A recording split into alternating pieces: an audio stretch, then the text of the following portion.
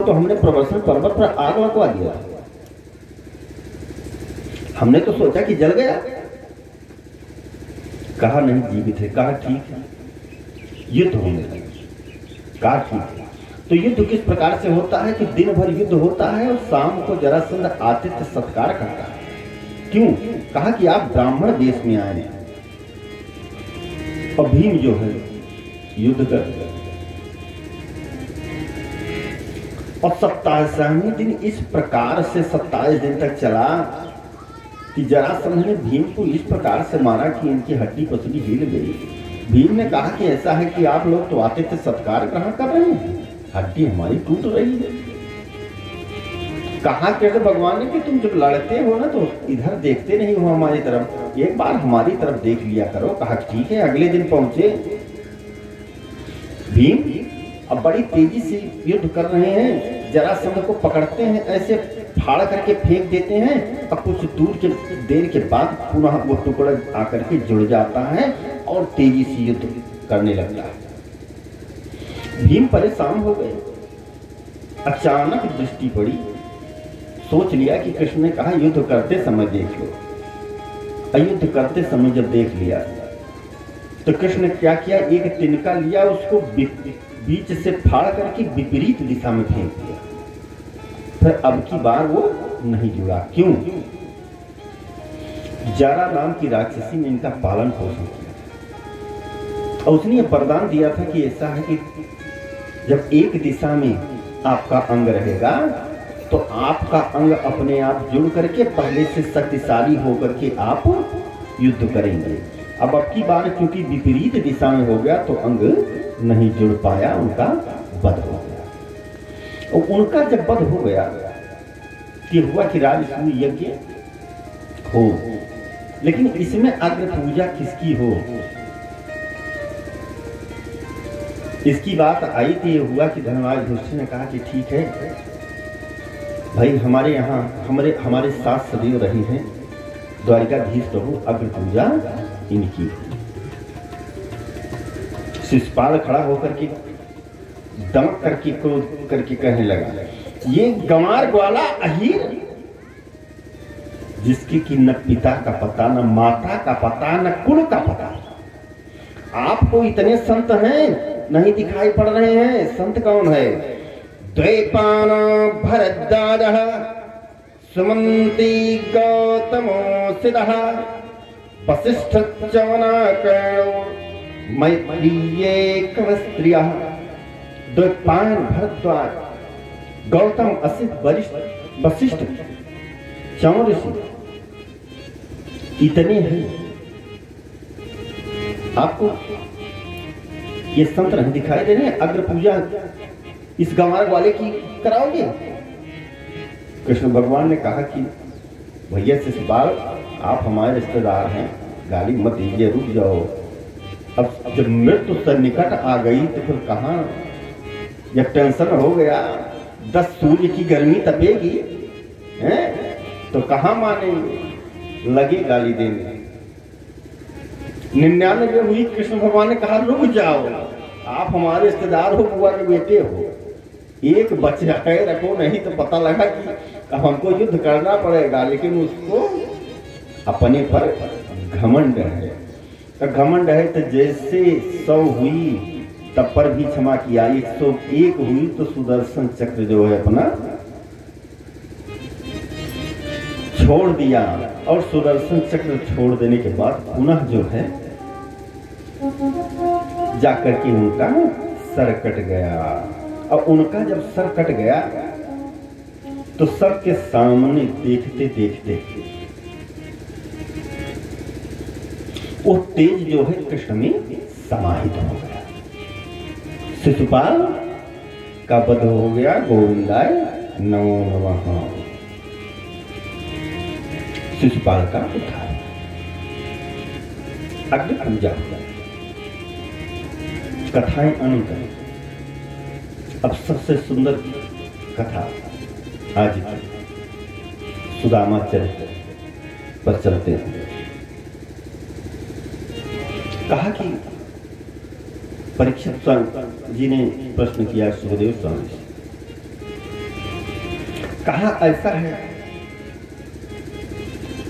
कि इन प्रभु को दीन बंधु कहा है कृष्ण भगवान को। क्या किसी दीनहीन व्यक्ति को अपना भाई बंधु बनाए हैं क्या? अगर बनाए हैं तो थोड़ा विस्तार से बताइए। कहा हाँ बनाए हैं,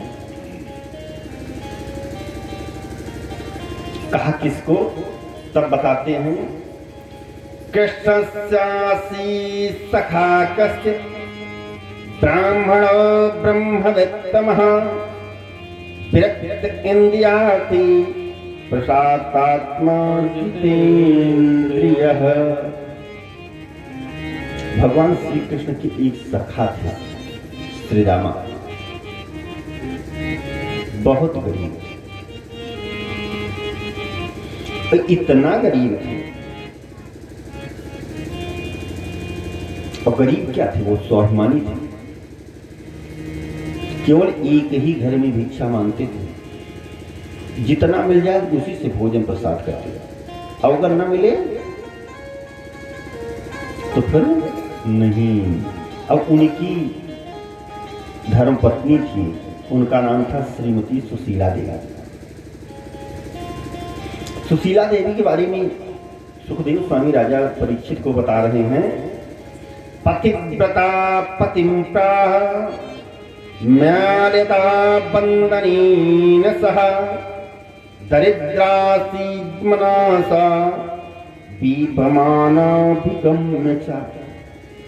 उनकी धर्मपत्नी के बारे में बताया पतिव्रता थी, धर्मपरायणा थी, लेकिन दरिद्रा था। दरिद्रा क्यों कहा? सुदामा जी को दरिद्र नहीं कहा, उनकी धर्मपत्नी को दरिद्रा कहा। अब दरिद्रा इसलिए कहा कि जिसकी अंतर आत्मा संतुष्ट नहीं हुई ना, वो दरिद्र ही कितना भी धन पाएगा, वो दरिद्र ही है। और सुदामा जी तो चाहते जो दरिद्र थे ना, एक घर नहीं अनेकों घर भिक्षा मांग लेते, भोजन की कमी न रहती, खूब भोजन करते, लेकिन वो एक ही घर भिक्षा मांगते थे। और सुदामा जी के पुत्र का नाम था मोहन। आज कृष्ण भगवान बैठे बैठे सोच रहे हैं कि हम द्वारिकाधीश प्रभु हो गए हैं, इतने वैभवशाली हो गए हैं, अब सब हमसे मांग करके कुछ न कुछ ले जा रहे हैं। लेकिन एक मेरा मित्र है, बड़ा स्वाभिमानी है, वो कभी मांगने के लिए नहीं आया। चल करके देखते हैं कि उसकी स्थिति कैसे है। जब आकर के देखते हैं स्थिति, तो बड़ा पछतावा होता है। तुरंत ये भी ब्राह्मण का वेश धारण कर लेते हैं द्वारिकाधीश। अब ब्राह्मण का वेश धारण करके सुदामा जी की कुटिया में पहुंच जाते हैं। कहते हैं भिक्षाम दे, भिक्षा दीजिए। उनकी धर्मपत्नी सुशीला देखा कि ब्राह्मण आया है दरवाजे पर, और ब्राह्मण को खाली हाथ नहीं विदा करना चाहिए, लेकिन मेरे यहाँ कुछ नहीं है, क्या दूं? कुछ देर सर नीचे करके मौन रही। पुनः कृष्ण भगवान ब्राह्मण बने हैं, पुनः मांगते हैं। कहा कि ऐसा है कि हमारे यहाँ सूतक पड़ा हुआ है, इसलिए महाराज जी मैं आपको भिक्षा नहीं दे सकती हूँ, सुशीला ने कहा। कृष्ण भगवान जब ब्राह्मण का रूप धारण किए, कहा अच्छा अच्छा अच्छा, जन्ना शौच है कि मरना? कहा जन्ना शौच है। कहा क्या हुआ? कहा बिटिया।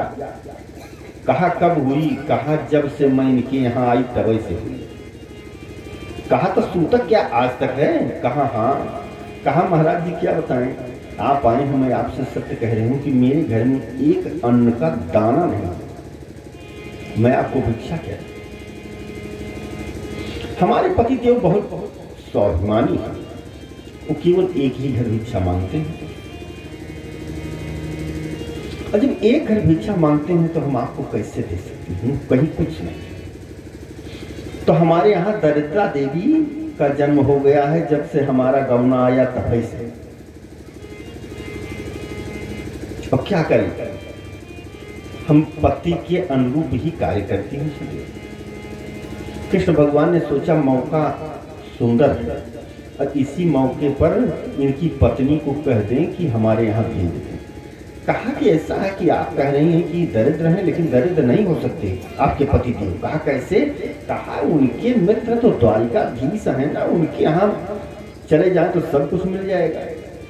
सुशीला ने कहा कि नहीं, ऐसी बात नहीं, उनके मित्र द्वारिकाधीश नहीं है। कहा क्यों? कहा अगर मित्र होते द्वारिकाधीश तो कभी न कभी इतना दिन आए हो गया, प्रसंग बस कह ही देते कि भाई हमारे मित्र हैं द्वारिकाधीश प्रभु, लेकिन कभी चर्चा नहीं किए। कहा वो चर्चा नहीं करेगा, स्वाभिमानी ब्राह्मण।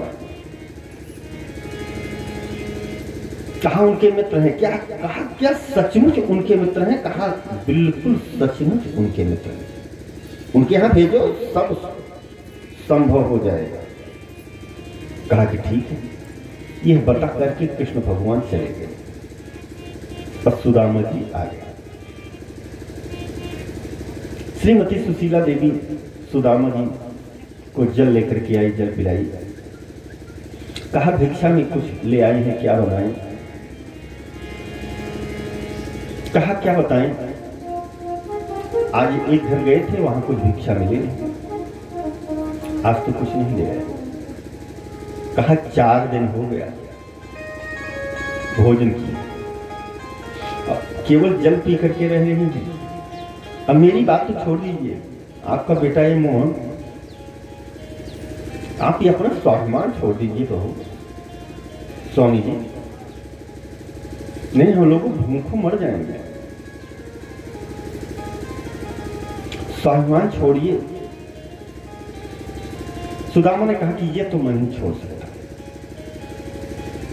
सुशीला जो है हाथ जोड़ करके पांव पड़ करके रोने लगी और कहा कि कैसे कटे हैं दिनवारा, कैसे कटे हैं दिनवा, जुड़ी नहीं एक दिन भोजनवा, कैसे श्याम कटी है दिनवा।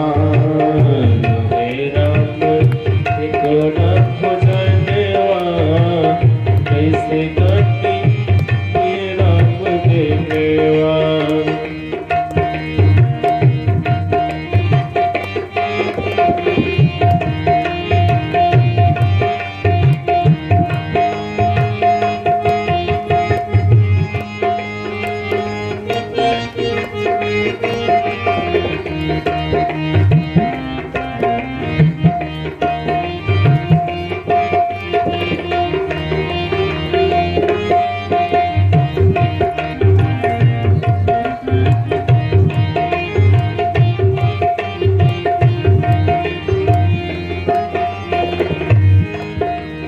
हाय गरीबी ब्राह्मण के घर देहली पाँव पसारे, देहली पाँव पसारे। हाय गरीबी ब्राह्मण घर में देहली पाँव पसारे, देहली पाँव पसारे। पत्नी और पति कई दिन दिन, पत्नी और पति कई दिन दिन, बाढ़ बाला छारी, अगिया न जलई भवनवा, कैसे श्याम करती दिनवा, अगिया न जलई भवनवा, कैसे श्याम करती दिनवा।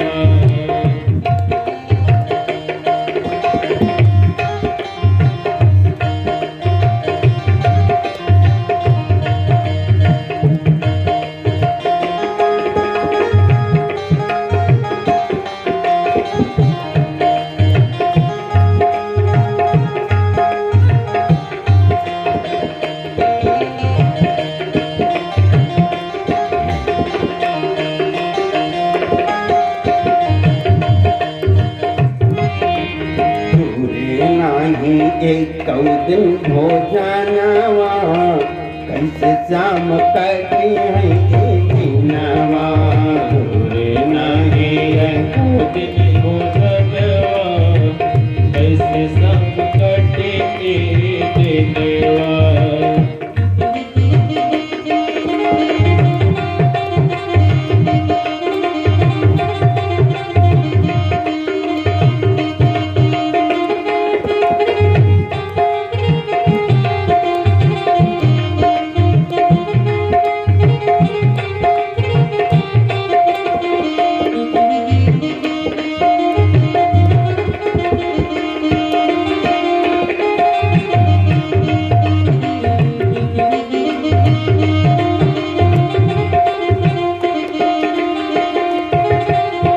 तन पे कपड़ा नहीं के काके दिखलाई मोहन के काके दिखलाई तन पे को कपड़ा नहीं के कामू दिखलाई के काके दिखलाई दीनानाथ तोहार बयास दीनानाथ तोहार बयास एक कैयास लड़ाई दीनानाथ बयासा एक कैनाथ लगाए अब पूरा कर मनो तामनवा कैसे जाम कटी हुई दीनवा पूरा कर मने का मनवा कैसे सब कटी देवा।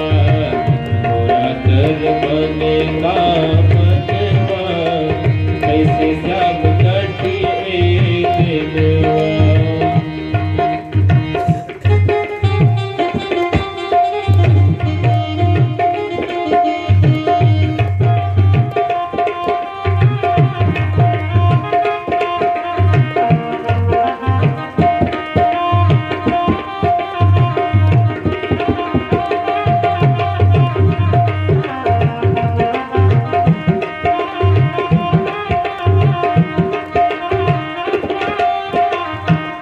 कैसे शाम करती है कैसे शाम करती है कैसे सब कटी है कैसे सब कटी है नहीं एक दिन भोजनवा कैसे शाम करती है दिनवा नहीं तो दिन भोजनवा कैसे सब कटी है देवा। तोरे समय को दिन भोजनवा कैसे सब कटी है देवा। कैसे सब कटी है देवा। कैसे सब कटी है देवा। सुशीला ने कहा, स्वामी जी ये दिन कैसे कटेगा? कहा कि काटना प्रभु को है, जितना मेरा तप है उतना ही दे रहे हैं।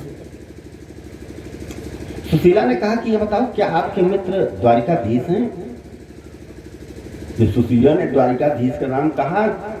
कहा मित्र? अरे वो हमारा मित्र नहीं, परम मित्र है। कहा का परम मित्र हैं? कहा हाँ। कहा इतना दिन हो गया कभी चर्चा नहीं किया। कहा क्या चर्चा करें, वो बड़े आदमी हैं, हम छोटे आदमी। तो ये परिचय बताना उचित नहीं है कि हमारा परिचय बहुत बड़े लोगों से है। कहा उन्हीं के यहाँ चले जाओ, एक दिन कुछ मांग लो। कहा क्या मांगने के लिए जाएंगे? सुशीला ने सोचा बुद्धिमानी से भेजना चाहिए, नहीं तो हमारे पतिदेव तो बड़े स्वाभिमानी हैं, जाएंगे नहीं। कहा नहीं, मांगने की बात मैं नहीं कर रही। कहा तब किसकी बात कर रहे हो? अरे आपके मित्र हैं तो मित्र से तो मिलना चाहिए ना। कहा हाँ ये बात तो है, मित्र से मिलना चाहिए। कहा जाओ फिर मिलो। कहा क्या जाए प्रिय, अगर मित्र के यहाँ जाना चाहिए, गुरु के यहाँ जाना चाहिए, बेटी के यहाँ जाना चाहिए तो खाली नहीं जाना चाहिए। अब आज तो कुछ भिक्षे में नहीं मिला, नहीं तो याद बहुत आ रही है मित्र की, ना जाने क्यों 2 दिन से बहुत याद आ रही है। क्यों याद आ रही है? उधर से कृष्ण भगवान याद कर रहे हैं तो याद आएगी। जिसको भगवान याद करें वो दरिद्र हो सकता है? कभी नहीं हो सकता। तो सुशीला ने कहा कि ऐसा है, क्या आप चाहते हैं? कहा मैं तो यही चाहता हूं कि कुछ भेंट लेकर के जाऊं। तो कहा भेंट लेकर के जाओ। कहा कहां मिलेगा, कहीं तो कुछ है ही नहीं है। कहा अभी तक तो आप मांगने के लिए जाते थे ना? कहा हाँ। कहा मैं आज मांगने के लिए जा रहे हूँ। कहा कहाँ जाओगी? कहा पड़ोसन के यहाँ जाऊंगी। और कहाँ? कहा अच्छा जाओ।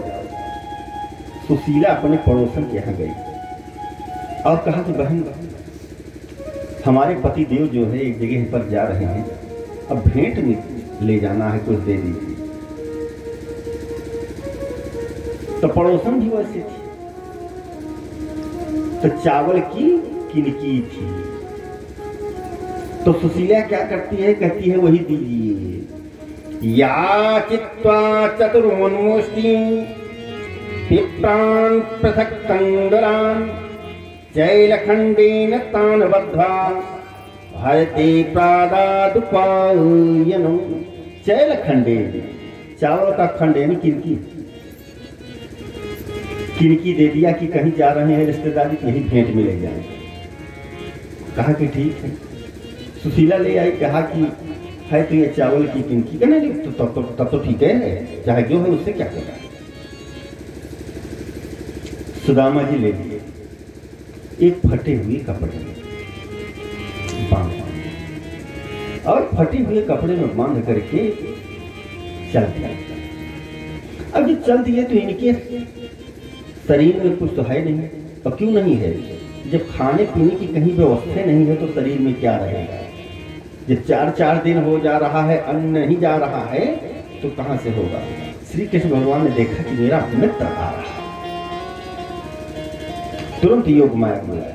कहा योग माया। कहा क्या? कहा मेरा मित्र आ नहीं पाएगा। योग माया ने कहा तो आदेश कीजिए प्रभु। कहा इसको वहीं पर सुला दो। अब सुलाते हुए सुदामा को ले आकर के जगाओ। कहां? उठा करके ले आओ सीधा द्वारिकापुरी में। कहा ठीक है। योग माया ने वैसा किया कि सुदामा जी कुछ ही दूर चले थे कि योग माया ने उनको सुला दिया। कहते हैं कि प्रभु के लिए एक कदम चलो ना, तो प्रभु तुम्हारे लिए 60 कदम चलता है। यही दिखाता है। आज सुदामा उनके लिए कुछ ही कदम चले थे कि प्रभु समझ गए कि आ नहीं पाएगा। न तो इसके पास भाड़ा किराया है तो उससे चला जाएगा, न तो ताकत है इसके पास। और हम तो मानते हैं कि प्रभु के लिए एक नहीं 7, एक कदम चलने पर 60 कदम प्रभु चल करके हमारी रक्षा करता है। हम तो 60,000 कदम मानते हैं, अपनी ही बात मानते हैं कि प्रभु बहुत मदद करते हैं। जो भी कार्य अगर हम कह देते हैं जिद पूर्वक कि प्रभु यह काम होना है ना, तो कठिन से कठिन प्रभु कार्य कर देते हैं। ये प्रभु की अहेतु की कृपा है हमारे ऊपर। सुदामा सो गए, योग माया आई और सोते हुए कन्हैया को ले गई और सीधा द्वारिकापुरी जगाया। जब सुदामा जी को द्वारिकापुरी में जगाया योग माया ने, तो जागे तो देख रहे हैं कि बढ़िया सुंदर भवन चारों तरफ दिखाई पड़ रहा है। सोचे पहुंच तो गए भाई। एक पथिक दिखाई पड़ा। कहा भैया जरा इधर आओ। कहा हाँ बताइए। कहा हमको कन्हुआ के यहाँ जाना है। कहा कन्हुआ तो यहाँ कोई नहीं है। अरे कहा तुम नहीं जानते हो, जाओ। अरे कहा महाराज जी जाएंगे तो है ही, लेकिन कन्हुआ यहाँ नहीं है। कहा हम जानते तो हैं कि द्वारिकापुरी में। कहा नहीं, द्वारिकापुरी में मैं सबको जानता हूँ, कन्हुआ नाम का कोई नहीं है। कहा अच्छा उसका पूरा नाम जो है कृष्णचंद्र है, उसको जानते हो? पथिक कैसे देखते रह गया फटी फटी आंखों से। अरे कहा क्या कह रहे हो? जो नाम बता रहे हो ना, इस नाम को इस प्रकार से नहीं लिया जाता है। कहा किस प्रकार से लिया जाता है? कहा श्री श्री 1008 महाराजाधिराज श्री कृष्णचंद्र जी महाराज। सुदामा ने कहा इतना बड़ा नाम हो गया उसका?